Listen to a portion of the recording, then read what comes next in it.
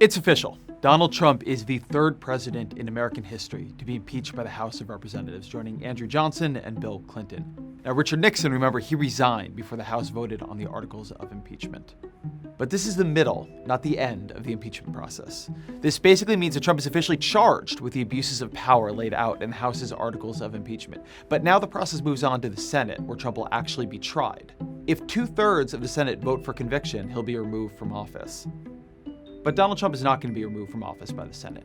Mitch McConnell is the majority leader there, and he more than anyone else will control that process. And on December 12th, he went on Fox News to assure Sean Hannity that he saw his role not as conducting a fair trial, but as protecting Trump's presidency, as carrying out Donald Trump's will. Everything I do during this, I'm coordinating with White House counsel. There will be no difference between the president's position and our position as to how to handle this. The famous line about the Nixon impeachment was that it came down to what did the president know and when did he know it. That's not the case with Donald Trump's impeachment.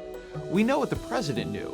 He knew from the beginning because he released a call record in which he personally asked Ukraine's president to investigate Hunter and Joe Biden in return for the military aid promised to Ukraine. And a slew of witnesses testifying before Congress have backed that up. What did Ambassador Sondland say to tell you that he told Mr. Yermak? That the Ukrainians would have to have the prosecutor general make a statement with respect to the investigations as a condition of having the aid lifted. No, the question here is, what will congressional Republicans accept, and what will they even defend?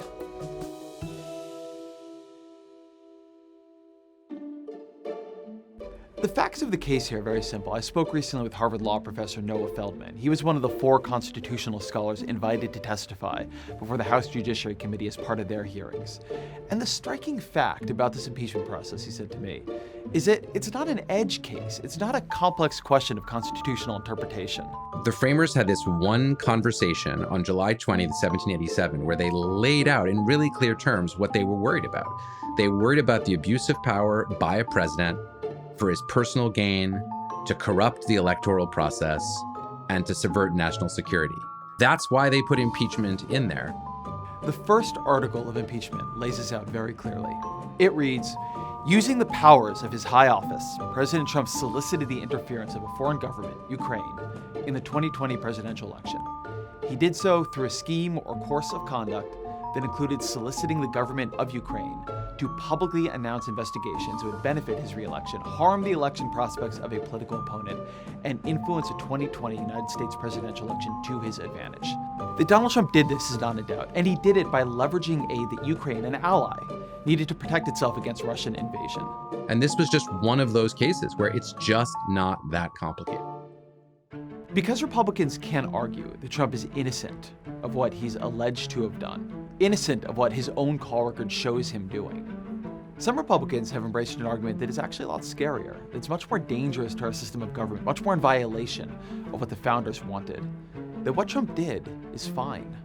This president did nothing wrong. The President of the United States and Mr. Zelensky both said nothing was wrong, and Mr. Zelensky has said many times over, we felt no pressure. And I have news for everybody. Get over it. There's going to be political influence in foreign policy. The problem here isn't just a 2020 election, it's a precedent it sets for every other election.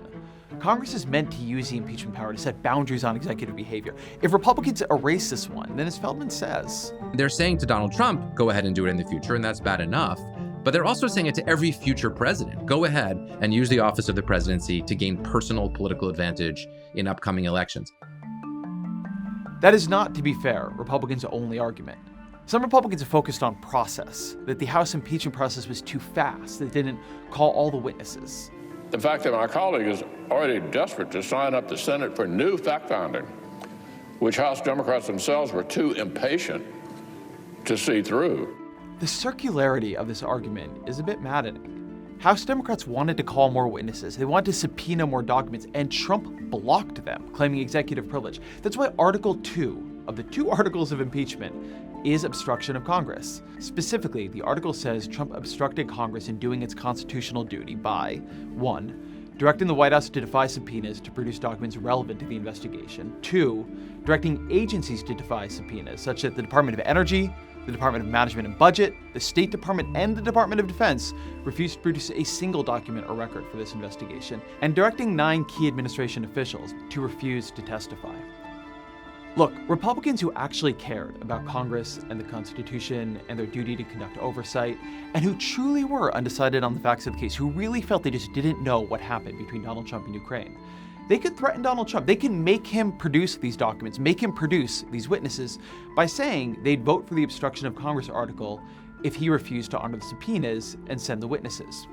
They could just demand the House is able to complete its investigation to their satisfaction. That no congressional Republicans hold this position makes their true position all too clear. This thing will come to the Senate, and it will die quickly, and I will do everything I can to make it die quickly. This isn't how the system the founders constructed is meant to work. Ambition was supposed to check ambition.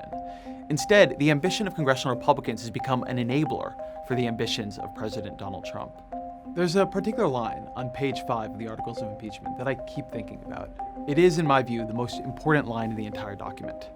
It reads, "President Trump, by such conduct, has demonstrated that he will remain a threat to national security and the Constitution if allowed to remain in office." Everything Trump did with Ukraine came after the Mueller investigation, after his presidency was put at risk over allegations of collusion with a foreign power in 2016. And then, after all of that, Donald Trump, having escaped that inquiry unscathed, he turned around and tried to enlist Ukraine's help in the next election. If congressional Republicans let him off the hook for this, why does anyone think he won't do it again and again and again? And why then don't they think this will just become a normal tactic for incumbent presidents worried about their own re-election? This is, of course, the exact scenario the founders most feared. Republicans are abandoning their constitutional role to provide oversight and to curb the executive's abuse of power. Every Senate Republican I interview tell me they see themselves as a constitutional conservative, that their goal in Congress is to protect the Constitution. But that's not what they have become. They've become anti-constitutional Trumpists. They are putting our system of government at risk. One more thing before you go. If you want to hear the full interview with Noah Feldman and quite a bit more like that, you can subscribe to my podcast, Impeachment Explained. We release every week. We have a lot more where that came from, and we will put a link in the description.